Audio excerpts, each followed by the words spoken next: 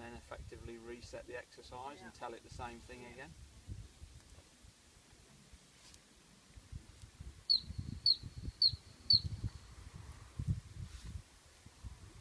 The only difference, how I thought, it's not the only, a major difference about how I get a dog to hunt and how the majority of you are getting your dogs to hunt is when I get a dog to an area, I always stop it.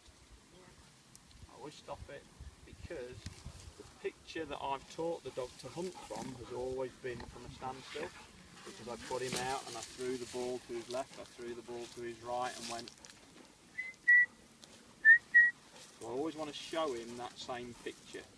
So what I don't do is I don't just put the hunt whistle on as the dog comes into the area.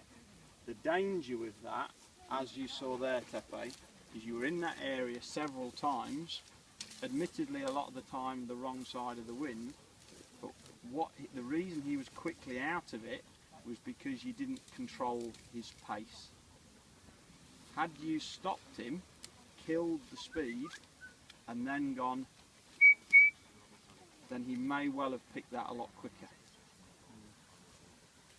If a dog, if you think about it, when a dog, you send a dog, it's like a car being slammed into gear, it's in neutral, the engine's running, it's in neutral at your side, you send it, it slams into gear, first, second, third, fourth, fifth, sixth, whatever, out there, and if we just blow the whistle as the dog goes into the area, it's still in sixth gear. If it acknowledges pip pip, it might drop back to fourth gear, but it's still going quick. When I want to get a dog into an area, I want it into a habit of slowing down, sweeping round, nice and calmly and steadily. If these are going slower, this works a whole lot better. Always I have to stop the dog and then.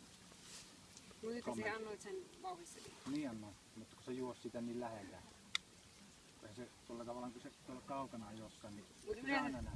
Yleensä se pysäytät sen vai? Joo. Normally he stops and then. But now because the dog was so close that it was the... Yeah, I think there was a point though when he was coming in on the right line, you knew the wind was right for him, you could have still have stopped him and then just gone pip pip. For me, you do entirely what suits you, but for me as a practice, what I'm trying to, I have to be careful what I'm saying, and the reason I have to be careful is because your system of tests, trials are very different to ours. You have far more tests than you have trials. So that drivey, flashy dog is always going to be the one that tends to come up to the top of the pile, and if the most of your tests are run this time of year, you know, generally in situations where scent's good, that drivey, flashy dog is going to come to the top. The way I look at tests, the way I look at dummies, is they're a necessary evil for me to get onto game. Game is the reason I have dogs. So I'm constantly got to qualify what I'm saying and try and relate it